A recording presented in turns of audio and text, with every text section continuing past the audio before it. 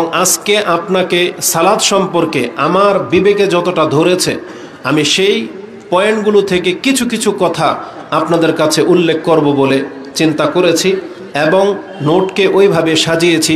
আমি মনে করি এই কথাগুলো যেই কোনো মুসলিম তার অন্তর থেকে শ্রবণ করবে, কান দিয়ে নয়।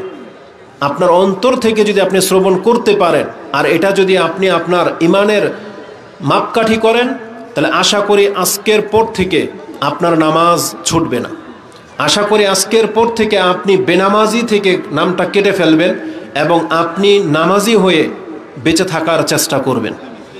কারণ কোরআন এবং হাদিসের কথা যদি কোনো ব্যক্তিকে তার পরিবর্তন না ঘটায়, আপনি জেনে নেবেন যে তার অন্তর মরে গেছে বা ওই গুণ তার মধ্যে নাই যেটা একজন মুমিনের হওয়া উচিত।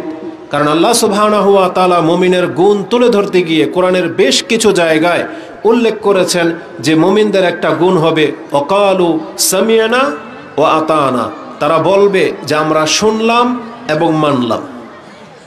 আর এটা এমন একটা বিষয়, এটা আপনার তাহাজ্জুদ পড়ার মতো না, এটা আপনার রাস্তা থেকে একটা কষ্টদায়ক বস্তু তুলে ফেলে দেওয়ার মতো না, এটা নফল কোনো সিয়ামের মতো না, বরং নামাজ হচ্ছে মুক্তির একমাত্র উপায়।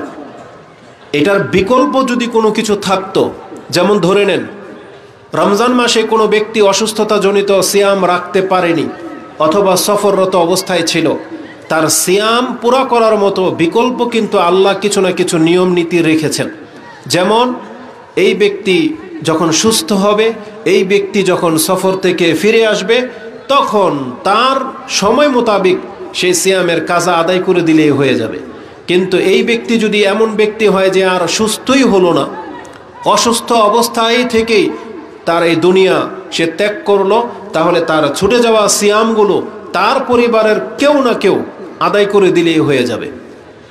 আর যেই ব্যক্তি স্থায়ী রোগী এখনো মরেনি, তাহলে তার পক্ষ থেকে ফিদিয়া দিলেও সিয়ামের কাফারা আদায় হয়ে যায়।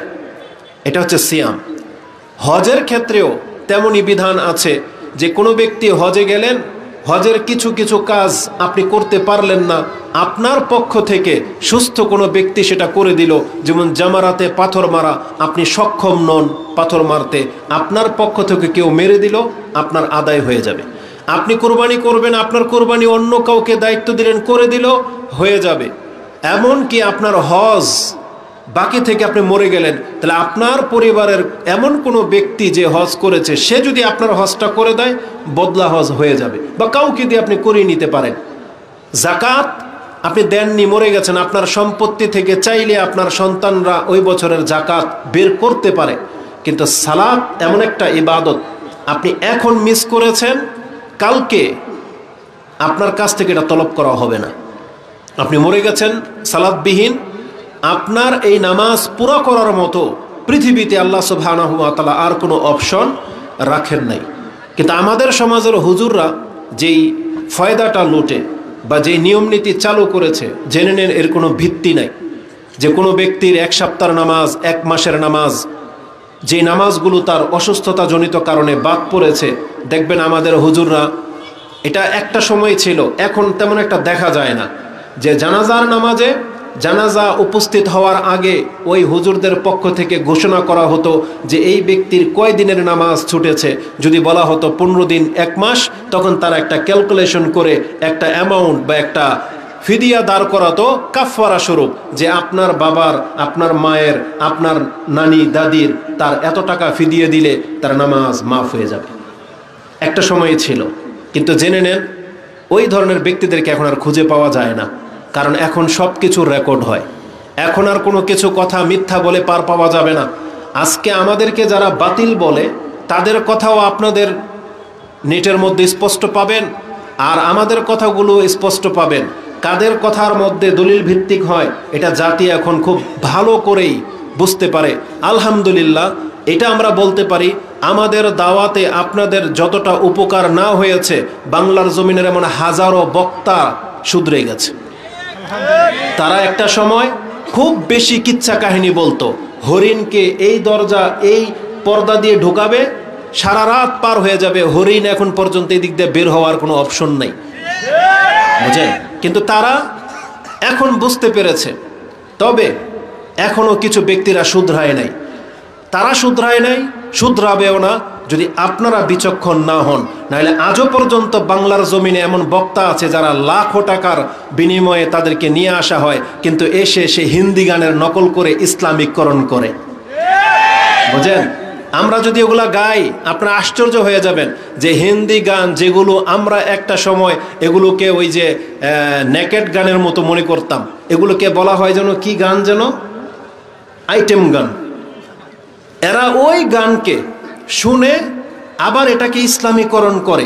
আপনি তো ভাবতেছেন যে হুজুর কত সুন্দর গান, মানে ইসলামিক গান পরিবেশন করলো মুসলিমদের শানে, কোরআনের শানে, কিন্তু আপনি যদি পৃষ্ঠাটাকে একটু উল্টিয়ে দেন, তার যে সুরটা সে ব্যবহার করেছে আপনি যদি খুঁজেন যে কোত্থেকে নিল, তাহলে দেখতে পাবেন সেটা বাংলা তো নাই, ইংলিশ এমনকি হিন্দি, একেবারে যেগুলো কি বলে রোমান্টিক বা সেক্সি ওই সমস্ত থেকে তারা কপি করে। বুঝেন? আর আপনারা ঘন্টার পর ঘন্টা বসে সেই বিনোদন নেন আর তাক লাগিয়ে তাকিয়ে থাকেন, হা কি বক্তা, তাই না? এরা কবে শুধরাবে জানেন? যেদিন আপনারা শুধরাবেন। যেদিন আপনারা শুধরাবেন, যখন এরকম কোরআনের মাহফিলে বসে যখন গানের একটা সুর টানবে, যদি এই মাহফিল ছেড়ে দিয়ে অস্থি করে বেরিয়ে যেতে পারেন, সেই দিন এই ধরনের বক্তাদের উচিত শিক্ষা হবে। কিন্তু যতদিন আপনারা বলবেন ঠিক ব্যাঠিক তার কথা অনুযায়ী, ততদিন পর্যন্ত সে বুঝতে পারে যে পুরো ফিল্ড তো আমার, আমি যা বলি তাই খাবে। বুঝলেন? কিন্তু আপনাদের এখনো শুধরানোর সময় এসেছে, এখনো পরিবর্তন হওয়ার সময় এসেছে। দুনিয়ার এখন ওই যাত্রা গান দেখার মতো ওই সময় নাই। এখন বিবেক খুলে গেছে। আল্লাহ সুবহানাহু ওয়া তাআলা যেমনটা বলেছেন যে আমি সত্য মিথ্যার পার্থক্য করে দেব, আলহামদুলিল্লাহ সেটা সেই যুগ চলতেছে, কারণ কিয়ামত কিন্তু অত্যন্ত নিকটে। এটা আল্লাহ সুবহানাহু ওয়া তাআলার একটা অনুগ্রহ ভাববেন যে এখনো কিয়ামত হয়নি, চাইলে আমরা বেদাতি হয়ে মরে যাইতাম, কিন্তু আল্লাহ সুবহানাহু ওয়া তাআলা কিয়ামতের এই ইতিপূর্বে সালাফি আলেমদের মাধ্যমে আমাদের চক্ষুকে খুলে দিয়েছেন যে কোরআন হাদিস বলেও কিছু আছে। এটা এতদিন আমরা জানতাম না, তাদের মাধ্যমে আমরা জেনেছি। আসুন তার বাস্তব প্রমাণ দেখায়। আর আমি তো একটা ছাত্র মাত্র, আমার ইবারত পড়তে গেলেও ভুল হয়। আমাদের শিক্ষকদের কাছ থেকে যেটা আমরা শুনি, আমি যদি আমার নোটটা আপনার কাছে এখন তুলে ধরি, আপনি এখানে কোরআনের আয়াত আর হাদিস ছাড়া আমার ব্যক্তিগত কোনো মিলও পাবেন না। যা আছে সব কোরআনের একটা আয়াত অথবা একটা হাদিস। আমরা আশ্চর্য বোধ করি, আমি যদি আজকে নামাজ সম্পর্কে এখানে বক্তব্য করি না, আমি এখানে বসে 3 ঘন্টা বক্তব্য রাখতে সক্ষম ইনশাআল্লাহ, একটা কথাও কোরআনের আয়াত আর হাদিস বিহীন হবে না। আর আমি যদি শুধুমাত্র কোরআন থেকে এমন কুতুবে সিত্তা থেকে শুধু সহিহ হাদিসগুলো পেশ করি, তাতে সময়ে 5 ঘন্টা লেগে যাবে। এজন্য আমরা ভাগ ভাগ করে বক্তব্য করি, একই বক্তব্য সব কথা আমরা প্যাচ লাগিয়ে দেই না। আমাদের কাছে সালাতের গুরুত্ব আলাদা বক্তব্য আছে, ফজিলত আলাদা বক্তব্য আছে, নিয়ম নীতির আলাদা বক্তব্য আছে, পার্ট বাই পার্ট। কিন্তু আশ্চর্য লাগে যে আমি এত অল্প বিদ্যাওয়ালা এক ব্যক্তি, কোরআন হাদিস খুব কম বুঝি, মাত্র স্টাডিংয়ের মধ্যে আছি। আমরা খুললে প্রত্যেক বিষয়ের কোরআনে অ্যাভেলেবেল আয়াত, এমনকি অসংখ্য হাদিস থাকা সত্ত্বেও একজন বক্তা মাত্র 1 ঘন্টা 20 মিনিট কথা বলবে। সে নাচ গাইতে গাইতে আবার কৌতুক করে, হাসি ঠাট্টা তামাশা করে, আবার জিকিরও করে। কিভাবে তার এই সময়টা পার হয়? অথচ আমি যদি এখন থ্রোলি বলতে থাকি না, আমাকে চিরকুট দেওয়া হবে যে শেখ সময় শেষ, এটা বলা হবে দেখেন, কিন্তু আমার বক্তব্য শেষ হবে না। অথচ সব কোরআন এবং হাদিস। কিন্তু তারা এতগুলো মানুষকে মাহরুম করে দেয় শুধুমাত্র কিছু মুখরোচর কথা দিয়ে, একটু শের শায়েরি দিয়ে। এই পুরোটা জাতি যারা দূর দূরান্ত থেকে লাখো মানুষ যাদের বক্তব্য হয়, কিন্তু এই মাহফিল থেকে কি শিক্ষা নিয়ে যায়? এই ইংলিশ গানের, ওই হিন্দি গানের ডুপ্লিকেট আর কি দিতে পারে তারা জাতিকে?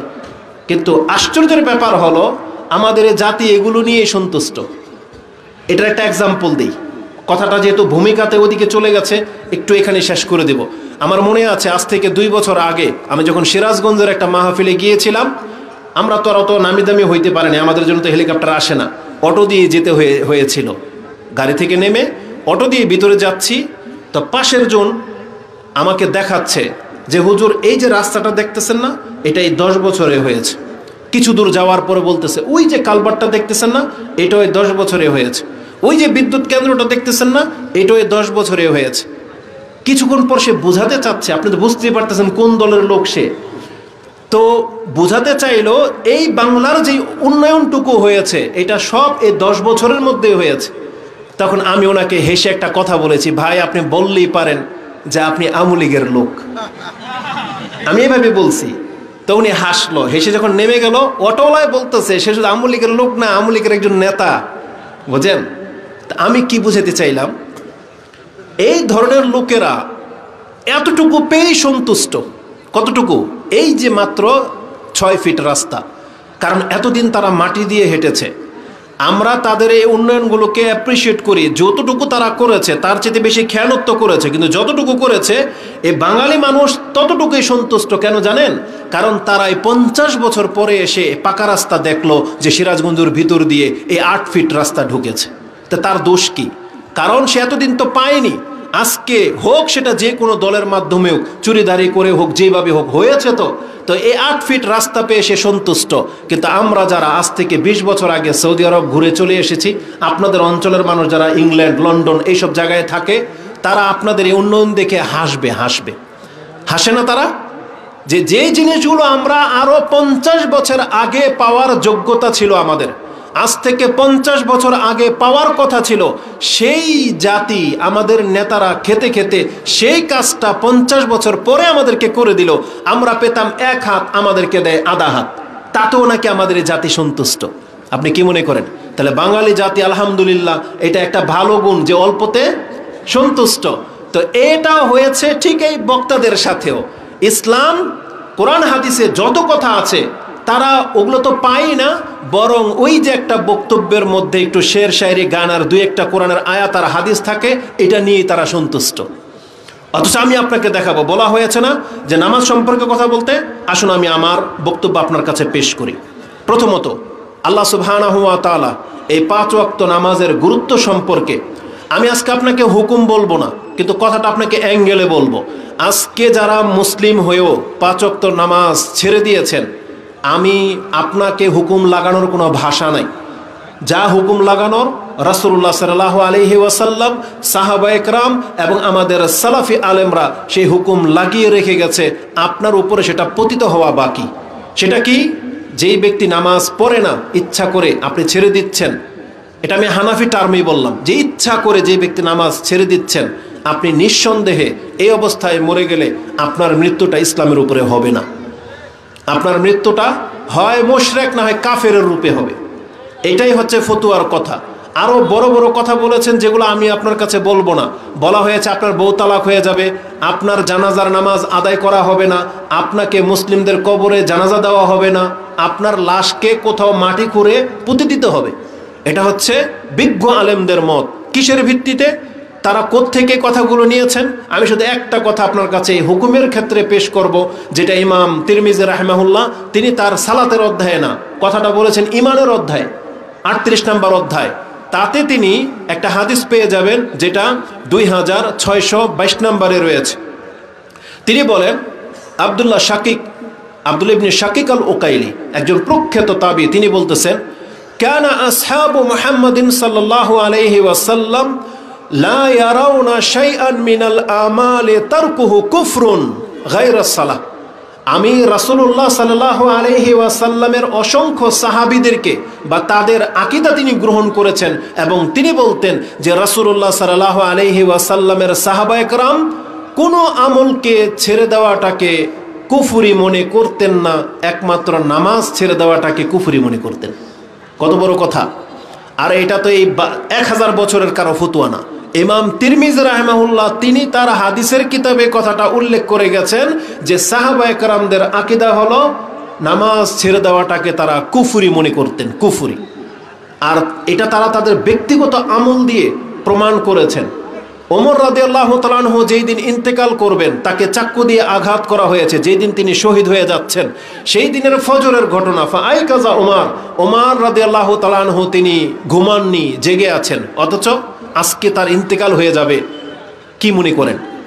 রক্ত বেরিয়ে যাচ্ছে শোল থেকে, তাকে বলা হয়েছে যে আপনি এই অবস্থায় সালাত আদায় করবেন, বলছে না, আমি এই অবস্থায় আমাকে নামাজ পড়তে হবে। কেন? কারণ তিনি বলেছেন লা হাজ্জা ফিল ইসলাম, লিমান তারাকাস সালাহ, যে ব্যক্তি নামাজ ছেড়ে দেয় ইসলামে তার কোনো অংশ থাকে না। বলেন তো, আপনার বাবার ওয়ারিস সূত্রে আপনি ভাগ কখন পাবেন না? যখন আপনি আপনার বাবাকে হত্যা করবেন, যখন আপনি কাফের হয়ে যাবেন অথবা আপনার বাবা কাফের হয়ে যাবে। কারণ মুসলিম কোনো কাফেরের ওয়ারিস হয় না, আর কোনো কাফেরও কোনো মুসলিমের ওয়ারিস হবে না। তো যখন আপনাকে হুকুম লাগিয়ে দেওয়া হবে যে আপনি আপনার বাবার অংশ পাবেন না, তার মানে আপনি তার বাবার সন্তানই না, অথবা এমন অপরাধ করেছেন, মুরতাদ হয়ে গেছেন বা কাফের হয়ে গেছেন, আপনি আপনার মুসলিম বাবার সম্পত্তির ভাগ পাবেন না। ঠিক রাসূলুল্লাহ সাল্লাল্লাহু আলাইহি ওয়াসাল্লামের সাহাবাকরাম আমাদেরকে এটা শিক্ষা দিয়েছেন, যেই ব্যক্তি ইসলামে থেকেও সালাত আদায় করে না, ইসলামে তার কোনো অংশ নাই। কিয়ামতের মাঠে সে বুঝতে পারবে যে ইসলামের কোনো কিছু তাকে দেওয়া হবে না। এই কথার উপরে ভিত্তি করে আমাদের সালাফগণ বলেছেন ইসলামের কোনো অংশ নাই। মানে কি? জানাজা কি ইসলামের অংশ নাকি না? বলেন, এটা কি ইসলাম ধর্মের না হিন্দু ধর্মের? ইসলাম ধর্মের। মুসলিমদের কবরস্থান এটা কি মানে ধর্মের অংশ নাকি না? ধর্মের অংশ। তাহলে যে ব্যক্তি বেনামাজি হয়ে মরবে সেই ব্যক্তি হুজুরদের এই দোয়া পাওয়ার অধিকার রাখে না, যে কোনো হুজুর কোনো বেনামাজিকে কবরে রাখবে আর বলবে বিসমিল্লাহ ওয়ালা মিল্লাতি রাসূলিল্লাহ, যে আপনাকে রাখা হলো আল্লাহর নামের সাথে এবং রাসূলের মিল্লাতের উপরে, অথচ যেখানে আপনি জীবদ্দশায় আল্লাহ সুবহানাহু ওয়া তাআলার দ্বীনের উপরে এবং রাসূলের মিল্লাতের উপরে ছিলেন না। রাসূলুল্লাহ সাল্লাল্লাহু আলাইহি ওয়াসাল্লামের মিল্লাত কি সেটা আমি আপনাকে ছোট্ট একটা নাম্বার বলে দিই, হাদিসটা একটু লম্বা। রাসূলুল্লাহ সাল্লাল্লাহু আলাইহি ওয়াসাল্লামের ইন্তেকালের একেবারে শেষ মুহূর্তে যখন রাসূলুল্লাহ সাল্লাল্লাহু আলাইহি ওয়াসাল্লাম অসুস্থ হয়ে যাচ্ছেন, আবার জ্ঞান ফিরতেছেন, উঠতে পারতেছেন না, রাসূলুল্লাহ সাল্লাল্লাহু আলাইহি ওয়াসাল্লাম তিনি আদেশ করলেন, মুরু আবু বকর ইউসাল্লি বিন নাস, আবু বকর রাদিয়াল্লাহু তাআলা আনহুকে মানুষকে নিয়ে সালাত আদায় করতে বলা হোক। তিনি আদেশ করে দিলেন। আবু বকর রাদিয়াল্লাহু তাআলা আনহু নামাজ পড়তে চলে গেলেন।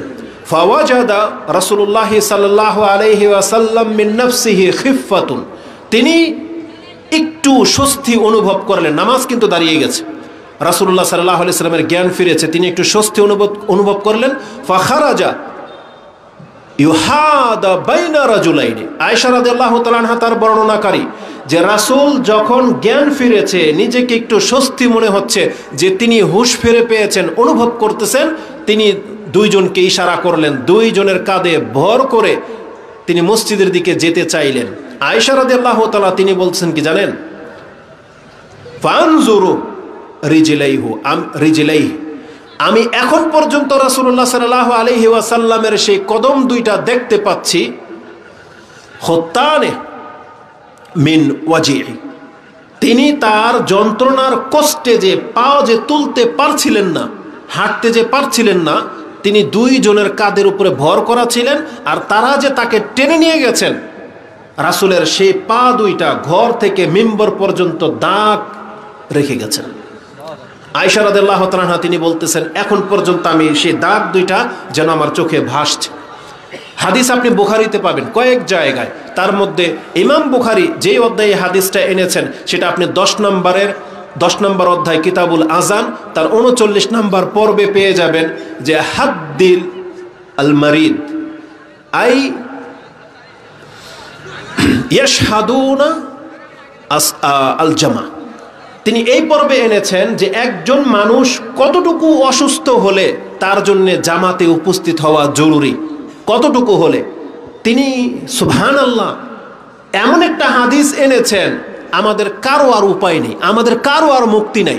কারণ রাসূল সাল্লাল্লাহু আলাইহি ওয়াসাল্লাম ছিলেন একবারে মুমূর্ষ অবস্থায়, আর কিছুক্ষণ পরে হয়তো মরে যাবেন।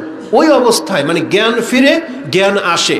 ইমাম বুখারী রাহিমাহুল্লাহ তিনি এই হাদিসকে এনে প্রমাণ করতে চেয়েছেন যে এমন ব্যক্তি হলেও তাকে জামাত থেকে মাফ করা হয় নাই। কি মনে করেন? এটা যদি হয় সালাতের হুকুম, আমরা কিভাবে আপনাকে বুঝাবো যে মুসলিম ভাই আপনি নামাজ ছেড়ে দিয়ে বসে আছেন, নামাজ ছেড়ে দিয়ে বসে আছেন?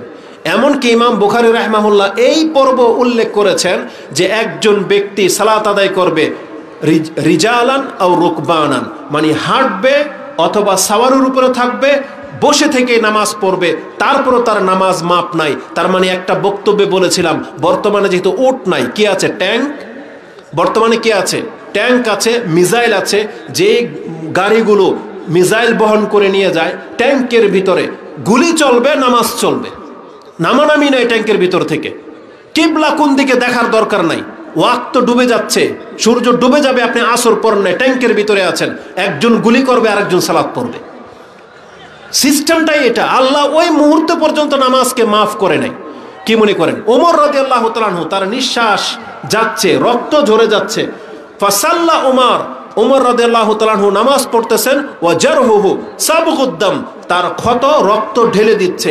ইমাম মালিক তার মুয়াত্তা মালিকের মধ্যে 53 এবং 54 পবিত্রতার অধ্যায় তিনি এই আসার ওমর রাদিয়াল্লাহু তাআলা আনহুর ঘটনা উল্লেখ করেছেন এবং তিনি প্রমাণ করতে চেয়েছেন রক্ত বেরোলে ওযু নষ্ট হয় না। আমাদের এই কথা যতজন ব্যক্তির কানে যাবে, তাদের অধিকাংশ হচ্ছে আমাদের খেলাফ, তারা ভিন্ন এক মাযহাব মানে। কিন্তু ইমামগণ দলিলের ভিত্তিতে যখন কথা বলতেন, আপনি এটাকে প্রমাণ করেন। ওমর রাদিয়াল্লাহু তাআলা আনহু তার রক্ত ঝরে যাচ্ছে, তারপর ওমর রাদিয়াল্লাহু তাআলা নামাজ আদায় করেই যাচ্ছেন। তার মানে রক্ত তার নামাজকে ঠেকাইতে পারে নাই। তার মানে ইমাম মালিক প্রমাণ করতে চেয়েছেন যে রক্ত বেরোলে ওযু নষ্ট হয় না, নামাজও নষ্ট হয় না। তাহলে তিনি পড়ে গেছেন। আমি দেখাতে চেয়েছি, আমরা তো আলহামদুলিল্লাহ অনেক বেশি সতর্ক। রক্ত বেরোলে আমরা পড়ি না, মুছে নিব বা বন্ধ করে নেবেন, তারপরে আপনি নামাজ পড়বেন। তাহলে এই অবস্থাতে যদি ওমর রাদিয়াল্লাহু তাআলা আনহু নামাজ পড়ে থাকেন, আপনি একজন সুস্থ ব্যক্তি, আপনি আল্লাহকে সেজদা করবেন না। আমি এখন পর্যন্ত আমার নোটের দিকে তাকাই নাই। আপনাকে আমি মুখস্থ থেকে যেগুলো দেখাইতে পারি 1 ঘন্টা এখানে লেগে যাবে। আজকে আমরা যারা সুস্থ ব্যক্তি নামাজ আদায় করি না, কাল কিয়ামতের মাঠে আপনি আল্লাহকে সেজদা কিভাবে করবেন? কিভাবে করবেন? আল্লাহ সুবহানাহু ওয়া তাআলা এটা অস্বীকার করে দিয়েছেন। কারণ আল্লাহ বলেছেন, দুনিয়াতে যারা সুস্থ থাকা সত্ত্বে, আল্লাহ 3টা কথা বলেছেন, সুস্থ, সবল, সক্ষম। এক কথায় আল্লাহ বলে দিয়েছেন সালেম। সালেম মানে হচ্ছে সব দিক থেকে পারফেক্ট ব্যক্তি, তার কোনো ঘাটতি নেই, তার কোনো ভয় নাই, তার কোনো অপারগতা নাই, ওয়াক্ত মোতাবিক সে সজাগ হয়ে গেছে, সে মসজিদে যেতে সক্ষম, এমন ব্যক্তিকে সালেম বলা হয়, মানে সুস্থ বাচ্চা। যেমন একজন একটা পরিপূর্ণ বাচ্চা জন্ম নিল, এটাকে বলা হয় সালেম, মানে পূর্ণাঙ্গ বাচ্চা। তো আল্লাহ সুবহানাহু ওয়া তাআলা বলেছেন, ইয়াউমা ইউকশাফু আন সাক ওয়া ইউদআউনা ইলা সুজুদি ফালা ইস্তাতিউন, আমি কাল কিয়ামতের মাঠে পায়ের গোছাকে উন্মুক্ত করে দিয়ে তাদেরকে ডাকবো যারা নিজেদেরকে ঈমানদার বলে দাবি করবে। আল্লাহ বলবেন, আসো আমাকে সেজদা করে প্রমাণ করে দেখাও। আল্লাহ বলেছেন ফালা ইস্তাতিউন, তারা সেজদা করতে পারবে না। যারা পারবে না, আল্লাহ বলেছেন খাশিয়াতান, তাদের চেহারা ভীত সন্ত্রস্ত হয়ে যাবে। লা ওহুম লা ইয়াউমা ইউকশাফু আন সাকিন ওয়া ইউদআউনা ইলা সুজুদি ফালা ইস্তাতিউন খাশিয়াতান আবসারুহুম ওয়া তারহাকুহুম জিল্লাহ ওয়াকাদ কানু ইউদআউনা ইলা সুজুদি ওয়া হুম সালিমুন। আল্লাহ বলেছেন এই জন্য তাদের ভয়ে তাদের চেহারা কালো হয়ে যাবে, চক্ষু নত হয়ে যাবে, কারণ তাকে দুনিয়াতে সেজদা করার জন্য ডাকা হয়েছিল, আর এই ব্যক্তি সুস্থ ছিল, সক্ষম ছিল, সবল ছিল, কিন্তু আসে নাই, আমার এই ডাকে সাড়া দেয় নাই। তাহলে কিয়ামতের মাঠে আপনি সেই সেজদা করতে পারবেন না, যেই সেজদাটা আপনার ঈমানের পরিচয় বহন করে। আর সেই দিন যারা সেজদা করতে পারবে না, বলা হয়েছে সে চিত হয়ে পড়ে যাবে। কুল্লামা আরাদা আইয়াসজুদা খাররা আলা কাফা, সে চিৎপটাং হয়ে পড়ে যাবে, যেভাবে আপনি বিছানার মধ্যে চিত হয়ে শুয়ে থাকেন ফজরে। আর যারা আল্লাহর মুমিন বান্দা, তারা আজানের শব্দ শুনে তারা মসজিদে এসে সেজদায় পড়ে থাকে। এই দুই ব্যক্তির পার্থক্যটা দেখেন, সময় একটাই, সূর্য ওঠার আগের সময়টা আপনি দেখেন। আজান হয়েছে ধরেন 5:30টায়, 6টার ঘটনাটা নিয়ে নেন, 6টা বাজে একজন ব্যক্তি সেজদায় উপর হয়ে রয়েছে, আরেকজন ব্যক্তি চিত হয়ে আছে। এই সেম ঘটনাটা আল্লাহর সামনে কিয়ামতের মাঠে হবে। কি মনে করেন? কারণ কি? একজন আল্লাহর ডাকে সাড়া দিয়েছিল, সে কিয়ামতের মাঠে আল্লাহকে সেজদা করতে পারবে, আর যেই ব্যক্তি আল্লাহর ডাকে সাড়া দেয়নি, সেই ব্যক্তি এইভাবে চিৎপটাং হয়ে পড়ে যাবে। কেন? কারণ জাআলাল্লাহু যাহরাহু তাবাকাতান ওয়াহিদা, আল্লাহ তার পুরো হাড্ডিটাকে একটা কাঠামোতে পরিবর্তন করে দিবেন। এটা স্প্রিং হবে না, এটা কাজ করবে না, একেবারে সোজা হয়ে যাবে। যেমনি আপনি সেজদা করতে চাইবেন, চিৎপটাং হয়ে পড়ে যাবেন। আপনার প্রমাণ হয়ে যাবে যে এই ব্যক্তিটি মুসলিম না, এ আমার প্রতি ঈমান আনেনি। যেমন এটার একটা লজিক হলো, ইবলিস অন্তর থেকে যে অহংকারী ছিল এটা আমরা জানতাম না, ফেরেশতারাও জানতো না, কিন্তু আল্লাহ তো অন্তরের খবরও জানে।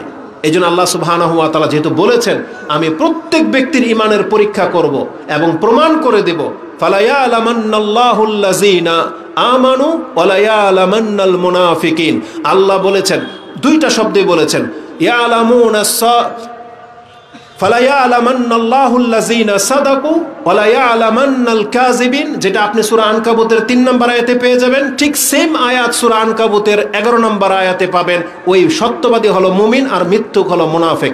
আল্লাহ বলেছেন এটা যেমন আমি প্রমাণ করে দেব, হাসরের মাঠের আগেই এই দুনিয়াতে আল্লাহ সুবহানাহু ওয়া তাআলা সেটা দেখিয়ে দিচ্ছেন প্রতিনিয়ত, কিন্তু আমরা গুরুত্ব দিচ্ছি না।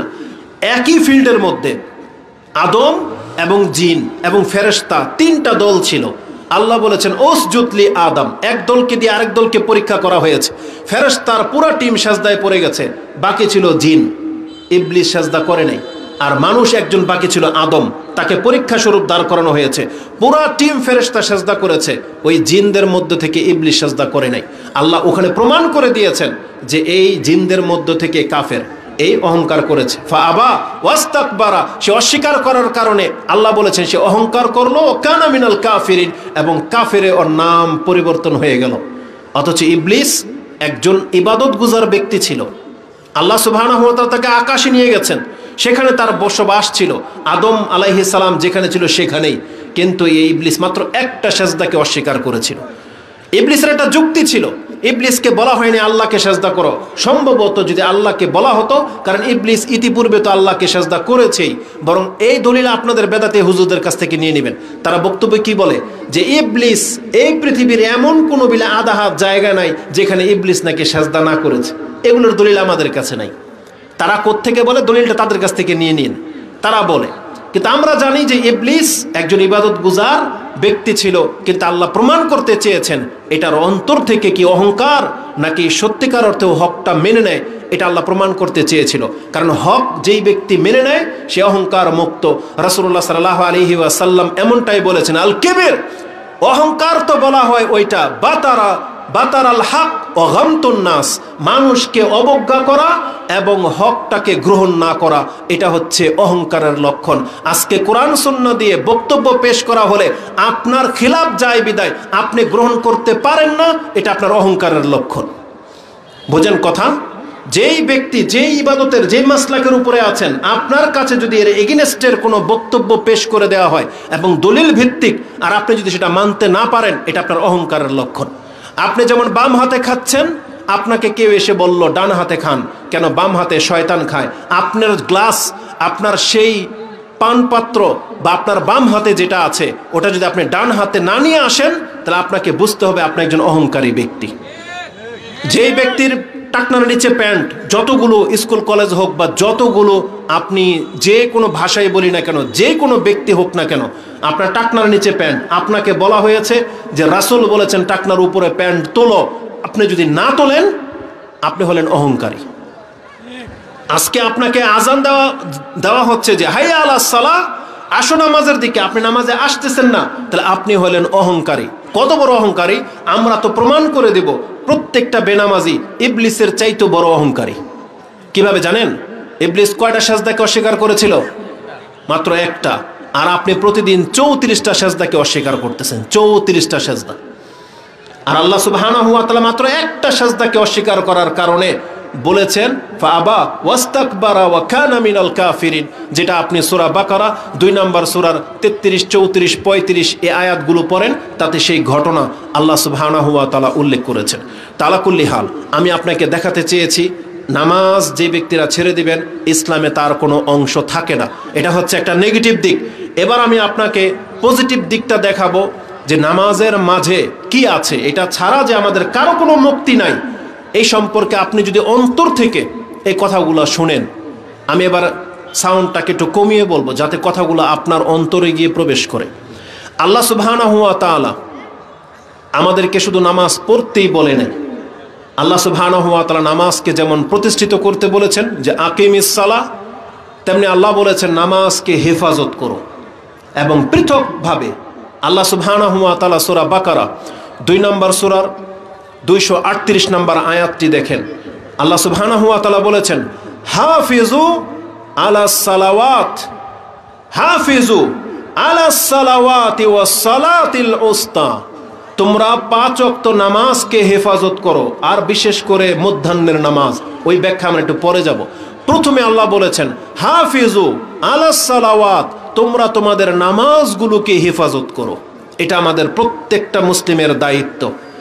শব্দ ছোট্ট, হাফিজু, নামাজকে যে কিভাবে হেফাজত করতে হয়, এই হেফাজতের মধ্যে যতগুলো জিনিস শামিল, কোনো একজন ব্যক্তি যদি কোনো একটা দিক ছেড়ে দেয়, তাহলে তার নামাজও তার চেহারার মধ্যে পড়ে যাবে।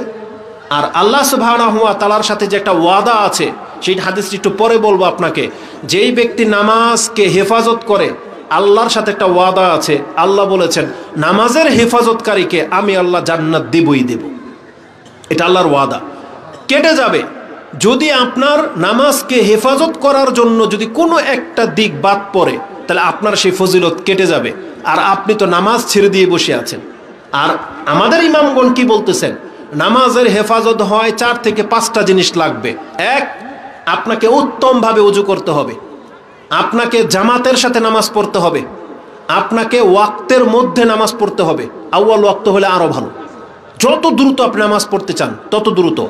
আপনাকে উত্তমভাবে রুকু এবং সেজদাকে পুরা করতে হবে, উত্তমভাবে ওযু করতে হবে, নামাজকে আপনাকে জামাতে পড়তে হবে, ওয়াক্তের মধ্যেই পড়তে হবে, রুকু সেজদা ঠিক করতে হবে, এবং নামাজে আপনাকে খুশু লাগবে, একগ্রতা লাগবে।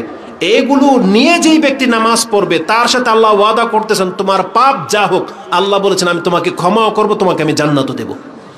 যারা 5 ওয়াক্ত নামাজের হেফাজত করবে, সেই হাদিসগুলো আমি আপনাকে দেখাবো। প্রথমে আসুন, নামাজকে যারা হেফাজত করবে, আল্লাহ যাদেরকে বলেছেন করো, এটা হচ্ছে মুমিনদের গুণ। এবং আল্লাহ পৃথক আয়াতে মুমিনদের গুণগুলো যখন বর্ণনা করেছেন, তার মধ্যে প্রথম স্থানে আছে যে একজন মুমিনের সবচেয়ে বড় ইবাদত হবে, সৌন্দর্যতা হবে, আমানতদারিতা হবে তার নামাজকে ঠিক করা। যেমন আমরা তো জানি যে সূরা মুমিনুন একটা সূরা আছে, যেটা কোরআনে আপনি 23 নম্বর সিরিয়ালভাবে পেয়ে যাবেন। সূরা মুমিনুন শুরু হয়েছে মুমিনদের গুণ নিয়ে, এবং আল্লাহ সুবহানাহু ওয়া তাআলা গুণগুলো বর্ণনা করার আগে আপনার উপকার বলেছেন, প্রাইজ বলেছেন। কি? আল্লাহ সুবহানাহু ওয়া তাআলা বলেন, বাদ আউযু বিল্লাহি মিনাশ শাইতানির রাজিম, বিসমিল্লাহির রহমানির রহিম, কাদ আফলাহাল মুমিনুন। আল্লাহ বলেছেন মুমিনরা সফল হয়ে গেছে, কামিয়াব। কাদ আফলাহাল মুমিনুন, কারা তারা? আল্লাযীনা হুম ফি সালাতিহিম খাশিউন। প্রথম গুণ, আল্লাহ শুধু এটা বলে না যে তারা নামাজ পড়ে, আল্লাহ বলেছেন তারা নামাজে বিনয়ের সাথে পড়ে। শুধু নামাজ পড়েই না, তাদের প্রত্যেকটা নামাজে যখন আল্লাহর সামনে দাঁড়ায় একেবারে অন্তর লাগিয়ে দিয়ে পড়ে। একটা মুমিনদের গুণ। আরে কোনো ব্যক্তি যদি কোনো রকম নামাজও পড়ে, তাহলে বেনামাজির চাইতে তার হুকুম একটু ভিন্ন, একে বলা হবে মুনাফিক। যেই ব্যক্তি খেলতামশার সাথে নামাজ পড়ে তাকে ইসলামে বলা হয়েছে মুনাফিক, যেটা আমি কোরআন হাদিস থেকে দেখাবো। যেই ব্যক্তি উদাসীন, নামাজে কি পড়তেছে কি বুঝে না, আল্লাহ একদেরকে বলেছেন ফাওয়াইলুল লিল মুসাল্লিন, এই সমস্ত নামাজীদের জন্য দুর্ভোগ, যারা তাদের নামাজ থেকে গাফেল।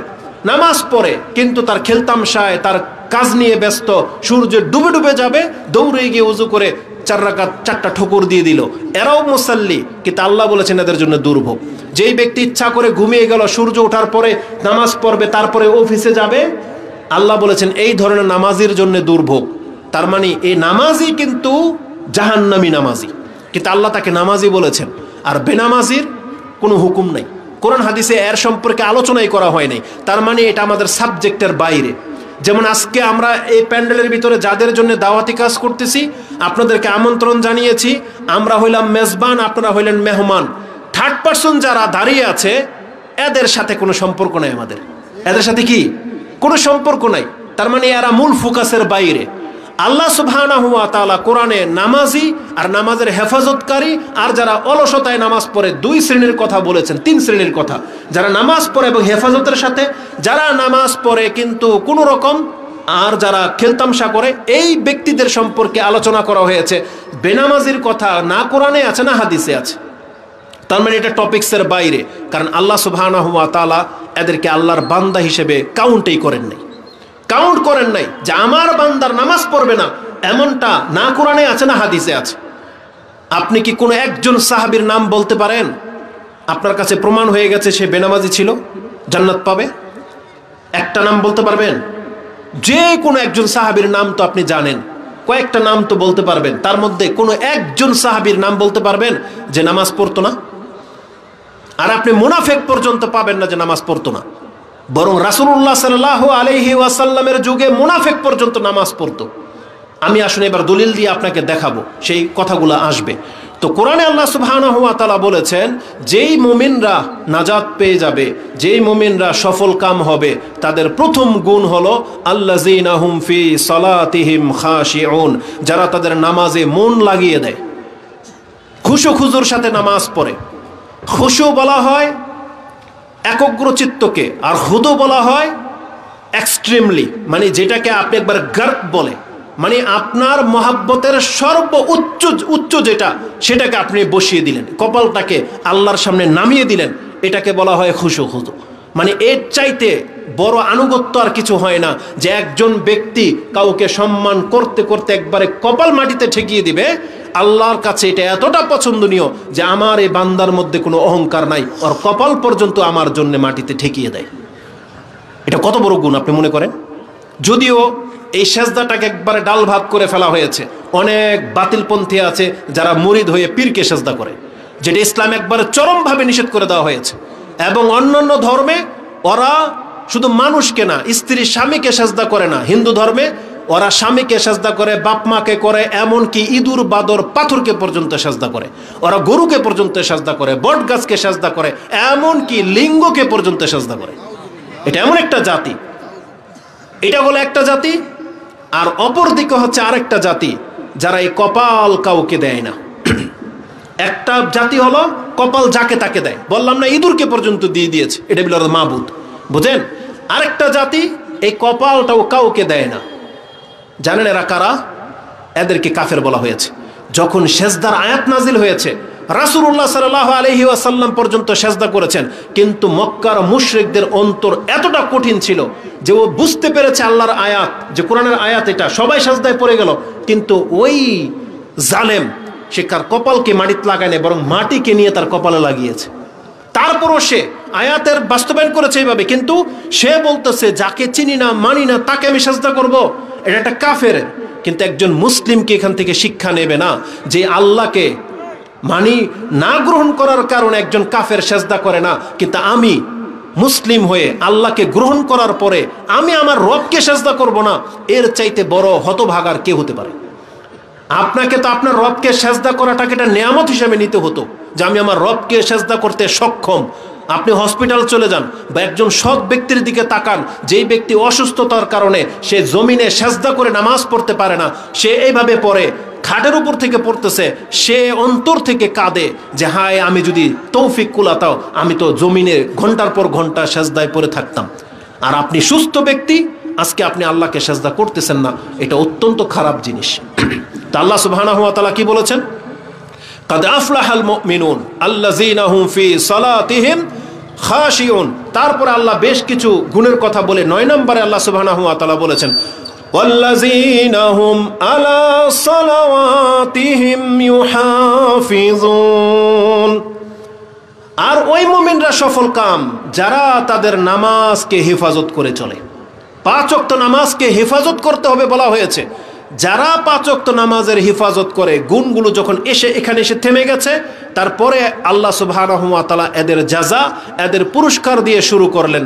আল্লাহ বলেছেন উলাইকা হুমুল ওয়ারিসুন, এরাই হলো ওয়ারিস। আল্লাযীনা ইয়ারিসুনাল ফিরদাউসা হুম ফিহা খালিদুন। আল্লাহ সুবহানাহু ওয়া তাআলা বলেন যারা তাদের নামাজকে হেফাজত করে আমি তাদেরকে ওয়ারিস হিসেবে জান্নাতুল ফেরদৌস দিয়ে দিব, সেখানে তারা চিরস্থায়ীভাবে বসবাস করবে। আমি নিশ্চিত যে এই আয়াত বহুবার আপনি শুনেছেন, বহু ইমামের মুখ থেকে শুনেছেন, কিন্তু এটা আমি দাবি করব আমার কান শুনে নেই। আমি নামাজের বহু বক্তব্য শুনেছি, কিন্তু এই আয়াতের ব্যাখ্যাতে এমন একটা চমৎকার কথা যেটা আমি আসলে শুনি নাই কারো কাছ থেকে, অথচ আপনি তাফসীর পড়েন, এর তাহকিক করেন, আপনি পেয়ে যাবেন। এই আয়াতে আল্লাহ সুবহানাহু ওয়া তাআলা কিন্তু এই কথা বলে নাই যে যারা নামাজের হেফাজত করবে তাদেরকে আমি জান্নাত দিয়ে দিব। আল্লাহ বলেছেন নামাজ তো পড়লেই জান্নাত, কিন্তু যারা নামাজের হেফাজত করবে আমি তাদেরকে ওই সাধারণ জান্নাত থেকে ওয়ারিস হিসেবে জান্নাতুল ফেরদৌসে উঠিয়ে দেব। বুঝেন, ওইটা আপনার নামাজের বদলা না। নামাজের বদলা মানে আপনি জান্নাত পাবেন, জান্নাতের দরজা খুলে যাবে, আপনি একটা জান্নাত পাবেন। কিন্তু যারা নামাজের হেফাজত করবে আল্লাহ সুবহানাহু ওয়া তাআলা বলেছেন আমি তাকে জান্নাতুল ফেরদৌস ওয়ারিস হিসেবে দিয়ে দিব। উলাইকা হুমুল ওয়ারিসুন। আচ্ছা, ওয়ারিস কে হয় বলেন তো? একটা হলো আপনার হাতের কামাই, আপনার নিজের বাড়ি হোক, নিজের ব্যবসা প্রপার্টি হোক, জায়গা জমিন হোক, এটা হচ্ছে আপনার হাতের কামাই। আর আমি আর আপনি যেগুলো পেয়েছি, এই যে বড় বাড়িটা, এই জমিন, এই এত শতাংশ জমিন, এই ব্যবসা, আপনি কার কাছ থেকে পেয়েছেন? আপনার বাপ দাদার কাছ থেকে ওয়ারিস হিসাবে আপনি পেয়েছেন। তার মানে কি, এটা আপনার হাতের কামাই না, শুধু একটা সম্পর্কের ভিত্তিতে পেয়েছেন। কিসের সম্পর্ক? যে ওনার রক্ত থেকে আপনার জন্ম, বাস এই সম্পর্কের ভিত্তিতে আপনি ওয়ারিস ফ্রিতে হয়ে গেলেন। তা আল্লাহ সুবহানাহু ওয়া তাআলাও বলেছেন তোমার কর্ম, তোমার এই কর্মের বিনিময়ে তুমি জান্নাতুল ফেরদৌসের মালিক হওয়ার মতন ক্ষমতা রাখো না, কিন্তু নামাজের হেফাজতের সাথে তোমার সম্পর্ক থাকার কারণে আমি আল্লাহ তোমাকে সাধারণ জান্নাত থেকে তুলে নিয়ে জান্নাতুল ফেরদৌস দিয়ে দিব। বুঝেন কথা? আর এর সাপোর্টে যে হাদিসটা আমি আপনার কাছে পেশ করব, এটা খুব চমৎকার, আপনাকে বোঝার জন্য এবং মনে রাখার জন্য একেবারে সহজ। হাদিসের নাম্বার হচ্ছে 4341। এটা যদি মনে না থাকে, এই কথাটা অবশ্যই মনে থাকবে।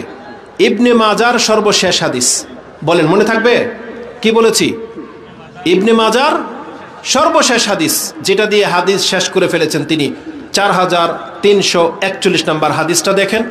আবু হুরায়রা রাদিয়াল্লাহু তাআলা আনহু তিনি বলেন ক্বালা রাসূলুল্লাহ সাল্লাল্লাহু আলাইহি ওয়াসাল্লাম মা মিনকুম মিন আহাদিন ইল্লা লাহু মানজিলানে মানজিলুন ফিল জান্নাহ ওয়া মানজিলুন ফিন নার। তোমাদের মধ্যে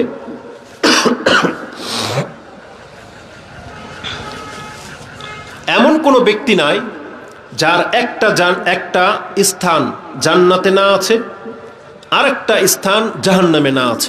তার মানে আমাদের প্রত্যেকের দুইটা বাড়ি, একটা হলো জান্নাতে, আরেকটা কোথায়? জাহান্নামে। একটা গ্রামের বাড়ি, একটা শহরের বাড়ি। এরকম বাংলাদেশে বা পৃথিবীতে গ্রামের বাড়ি হোক আর শহরের বাড়ি হোক, দুইটাতে আপনি আরামে থাকেন, কিছু না কিছু আরাম পান। কিন্তু একবারই যদি জাহান্নামে হয়, একবারই যদি জান্নাতে হয়, দুইটাতে আরাম পাবেন? একটাতে হলো শাস্তি, আরেকটা হলো শান্তি। দুই জগৎ, দুইটার অবস্থাই ভিন্ন, দুইটার চরিত্রই ভিন্ন। একটার মধ্যে আপনি যা চাইবেন তা পাবেন, আর একটার মধ্যে ফেরেশতারা যেভাবে চাবে সেভাবে আপনাকে দেবে। বুঝেন? দুই জায়গা। তো রাসূলুল্লাহ সাল্লাল্লাহু আলাইহি ওয়াসাল্লাম বলেছেন এমন কোনো ব্যক্তি নাই যে যার একটা জায়গা জাহান্নামে না আছে আর একটা জায়গা জান্নাতে না আছে।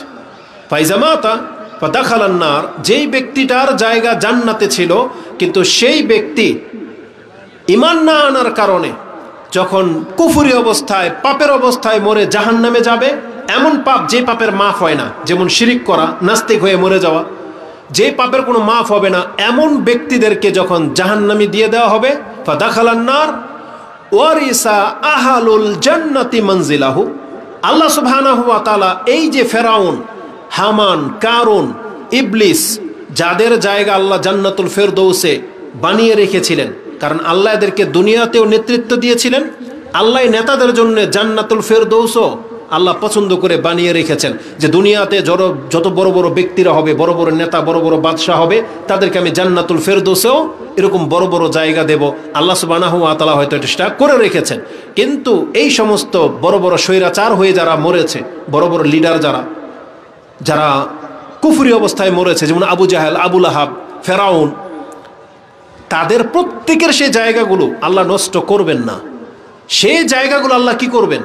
এই যে আল্লাহ সুবহানাহু ওয়া তাআলা সূরা মুমিনুনের মধ্যে বলেছেন, যারা 5 ওয়াক্ত নামাজের হেফাজত করবে, নামাজ পড়ার কারণে তারা যে জান্নাত পেয়েছে, আর আল্লাহ বলেছেন এরা হেফাজত করার কারণে ওই জান্নাতুল ফেরদৌসের বাড়িগুলো আমি এই নামাজীদেরকে গিফট হিসেবে দিয়ে দিব।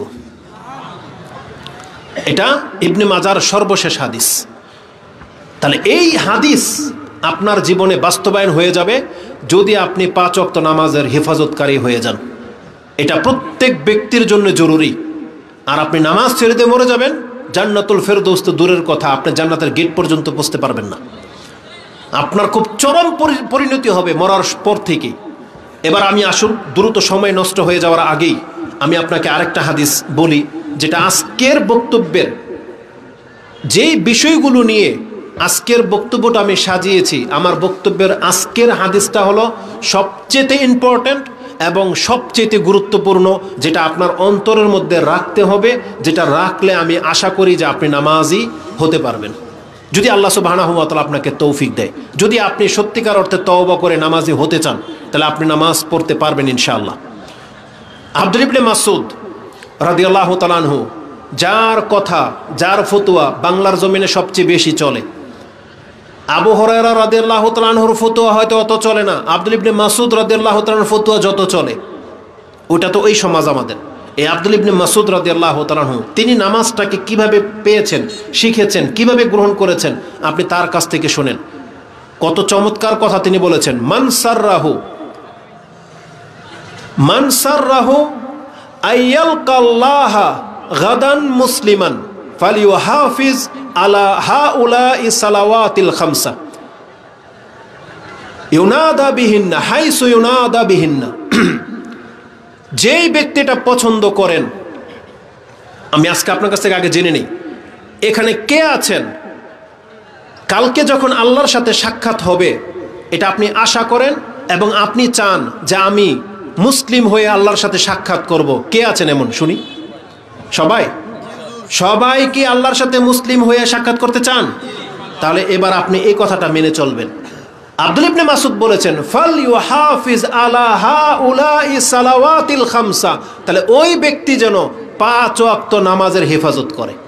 তার মানে যেই ব্যক্তি 5 ওয়াক্ত নামাজের হেফাজত করবে না, এটার কোনো গ্যারান্টি নাই যে আল্লাহ সুবহানাহু ওয়া তাআলার সামনে যখন আপনাকে নিয়ে যাওয়া হবে আপনার পরিচয়টা তখন কি মুসলিম থাকবে না ভিন্ন হয়ে যাবে, এটার কোনো গ্যারান্টি নেই। আর যেই ব্যক্তি গ্যারান্টি চান এবং এটা শুনে সন্তুষ্ট হতে চান যে কালকে আমার রবের সাথে সাক্ষাৎ হবে আর আমি মুসলিম, এটা যে ব্যক্তি পছন্দ করেন, তাহলে আপনাকে 5 ওয়াক্ত নামাজ শুধু পড়তেই হবে না, আপনাকে 5 ওয়াক্ত নামাজের হেফাজত করতে হবে। হাইসু ইউনাদাহুন্না বলা হয়েছে কোত্থেকে? খামসা সালাওয়াতিন হাইসু ইউনাদা বিহিন্না, যখন আপনাকে নামাজের জন্য ডাকা হয় বা যেখান থেকে ডাকা হয়। তার মানে আজানটা কোত্থেকে হয়? মসজিদ থেকে হয়। কখন হয়? যখন ওয়াক্ত হয়, তাই না? তাহলে যখন ওয়াক্ত হয়, মসজিদ থেকে যখন আপনাকে ডাকা হয়, আপনি যদি মুসলিম হয়ে আল্লাহর সাথে সাক্ষাৎ করাতে পছন্দ করেন, তাহলে আপনাকে এই ডাকের সাড়া দিতে হবে, আপনাকে এই ডাকের জবাব দিতে হবে, আপনাকে উপস্থিত হতে হবে এই ডাকের। কেন জানেন? আব্দুল ইবনে মাসউদ তিনি বলতেছেন ফা ইন্নাল্লাহা শারাআ লিনাবিয়িকুম সাল্লাল্লাহু আলাইহি ওয়াসাল্লাম সুনানাল হুদা ওয়া ইন্নাহুন্না মিন সুনানিল হুদা। আল্লাহ সুবহানাহু ওয়া তাআলা আমাদেরকে, আমাদের নবীকে এই সঠিক রাস্তা দেখিয়েছেন, এই রাস্তার পথে আল্লাহ হিদায়াত করেছেন আমাদের নবীকে। আর আল্লাহ সুবহানাহু ওয়া তাআলা আমাদের নবীকে যে আদর্শের উপরে রেখেছেন ওয়া ইন্নাহুন্না মিন সুনানিল হুদা, এই 5 ওয়াক্ত নামাজ জামাতের সাথে এসে পড়া, এটা হলো হিদায়াতের রাস্তার উপরে থাকা। তার মানে যেই ব্যক্তি শুধু নামাজ পড়েন এমন না, যেই ব্যক্তি নামাজের হেফাজত করেন, এর লক্ষ্যে আপনি মসজিদে এসে জামাতের সাথে নামাজ পড়েন, আপনি হিদায়াতের পথে আছেন। ওয়া ইন্নাহুন্না মিন সুনানিল হুদা। আর যেই ব্যক্তিটা করে না, ওয়ালাউ আন্নাকুম সাল্লাইতুম ফি বুয়ুতিকুম কামা ইউসাল্লি হাযাল মুতাখাল্লিফ ফি বাইতিহি লাতারাকতুম সুন্নাতা নবীকুম ওয়ালাউ তারাকতুম সুন্নাতা নবীকুম লাদালালতুম।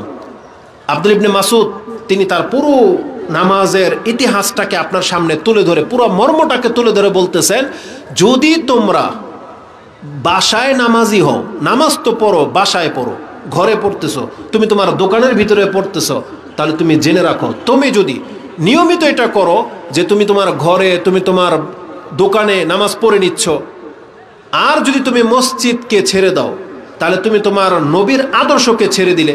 আর যদি তুমি তোমার নবীর আদর্শকে ছেড়ে দাও লা দালালতুম, তুমি গুমরা হয়ে মরবে। আবু দাউদের মধ্যে কাফেরের কথা আছে, লা কাফারতুম, তুমি কাফের হয়ে মরবে। আর এখানে আছে লা দালালতুম, তুমি গুমরা হয়ে মরবে, পথভ্রষ্ট হয়ে মরবে, কারণ তোমার পথ রাসূলের পথে ছিল না।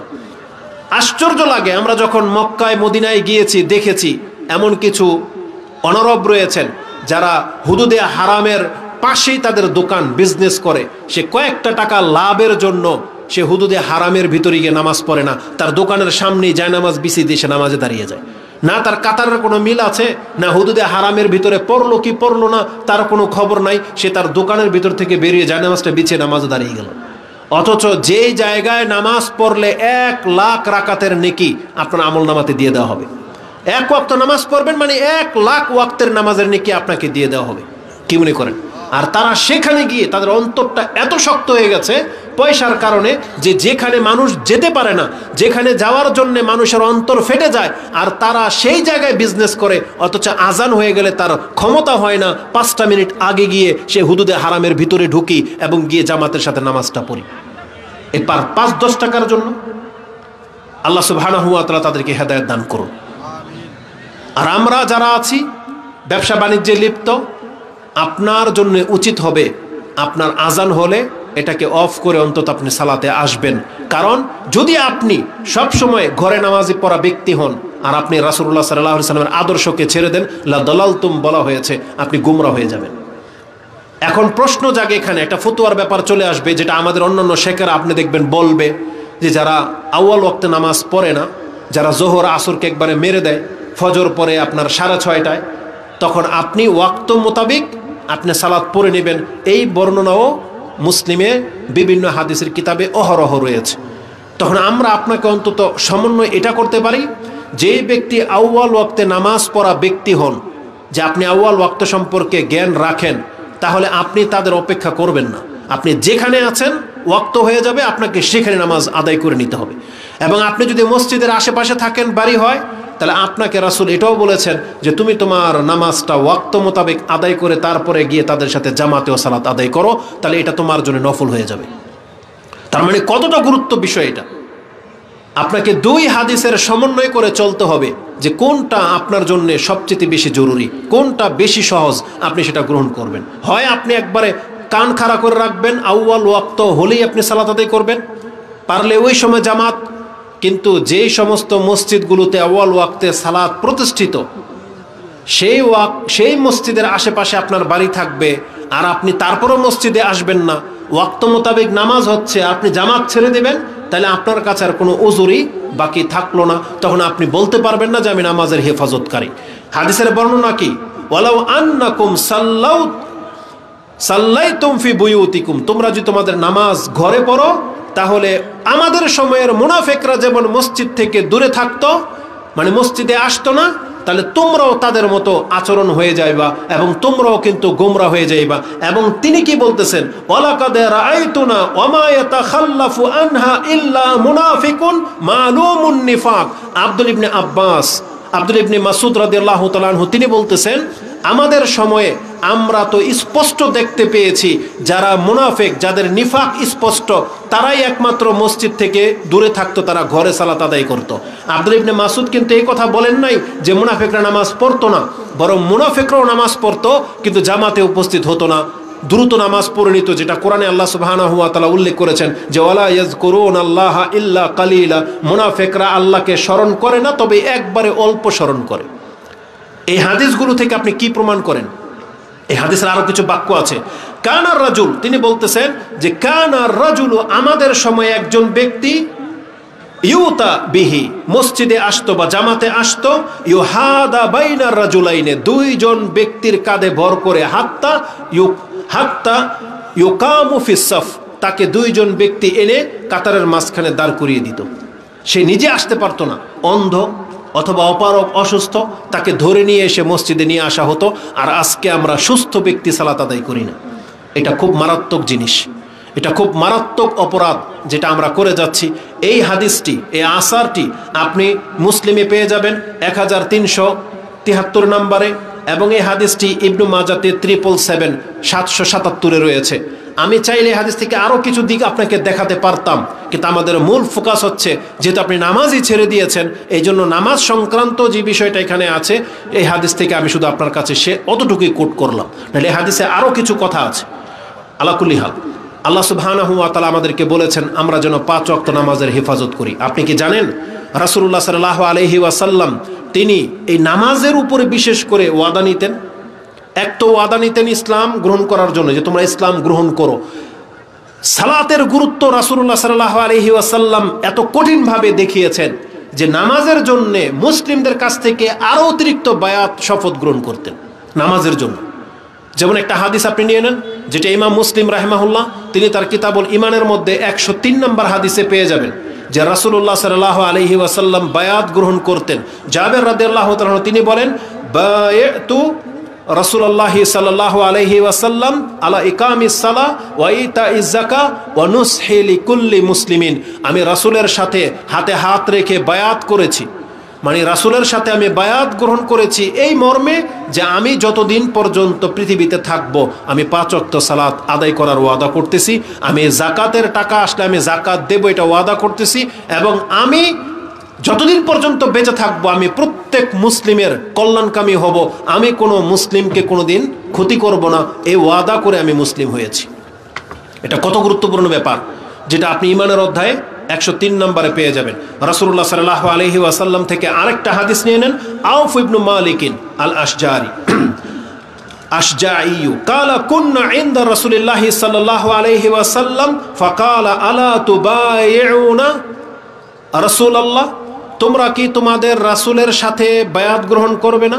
মানে তোমরা কি আল্লাহর রাসূলের সাথে বায়াত গ্রহণ করবে না? এটা রাসূল নিজে বলতেছেন। সাহাবায়ে-কেরামরা বলেন, ফাকুলনা কাদ বায়ানাকা ইয়া রাসূলুল্লাহ, আমরা তো ইতিপূর্বে আপনার সাথে বায়াত গ্রহণ করেছি। কিছুক্ষণ পর রাসূলুল্লাহ সাল্লাল্লাহু আলাইহি ওয়াসাল্লাম আবার বলতেছেন, তোমরা কি আমার সাথে বায়াত গ্রহণ করবে না বা আল্লাহর রাসূলের সাথে বায়াত গ্রহণ করবে না? তারপরও সাহাবীরা বলতেছেন, আমরা তো ইতিপূর্বে আপনার কাছে বায়াত গ্রহণ করেছি ইয়া রাসূলুল্লাহ। যখন রাসূল বারবার রিপিট করতেছেন তখন তারা বুঝতে পেরেছিলেন যে রাসূলুল্লাহ সাল্লাল্লাহু আলাইহি সাল্লাম গুরুত্বপূর্ণ কিছুর আরও অতিরিক্ত আমাদেরকে বায়াত গ্রহণ করাবেন, শপথ গ্রহণ করাবেন। তখন তারা বললেন, আমরা হাত বাড়িয়ে দিলাম, ফাবাসাতনা আইদিনা, আমরা আমাদের হাতকে লম্বা করে দিলাম, ওয়াকুলনা, আমরা বললাম, কাদ বায়ানাকা ইয়া রাসূলুল্লাহ, এই নেন আমরা এখন আপনার সাথে আবার বায়াত করতেছি। এবং তারা বলেন, ফাআলামা নুবাইউক, আপনি শুধু এখন বলেন যে কি বিষয়ের আমরা বায়াত গ্রহণ করলাম, কি বিষয়ে আমরা আপনার কাছ থেকে বায়াত গ্রহণ করছি। তখন রাসূলুল্লাহ সাল্লাল্লাহু আলাইহি সাল্লাম বলেছেন, কালা আলা আন তা'বুদুল্লাহ, দেখো তোমরা সাবধান হয়ে যাও, তোমরা আল্লাহর ইবাদত করবে। আলা, এই কথার উপরে বায়াত গ্রহণ করো, আলা আন তা'বুদুল্লাহ ওয়া লা তুশরিকু বিহি শাইআ, তোমরা আল্লাহর ইবাদত করবে এবং আল্লাহর সাথে কোনো অবস্থাতে শিরিক করবে না। এটা রাসূলুল্লাহ সাল্লাল্লাহু আলাইহি সাল্লাম একজন মুসলিমের কাছ থেকে, তারা প্রায় 7 জন, কোনো বর্ণনায় 9 জনের কথা আছে, সেই 9 জন যুবকের কাছ থেকে রাসূলুল্লাহ সাল্লাল্লাহু আলাইহি ওয়াসাল্লাম বায়াত গ্রহণ করেছেন যে তোমরা আল্লাহর সাথে কোনোদিন শিরিক করতে পারবে না, তোমরা আল্লাহর ইবাদত করবে। আজকে আমাদের মুসলিম ভাইদেরকে আমরা যদি জিজ্ঞেস করি শিরিক করেন কি করেন না, এটা তো পরের সাবজেক্ট, তার আগে আপনি আল্লাহর ইবাদত কেন করেন না এটাকে আগে ফোকাস করেন।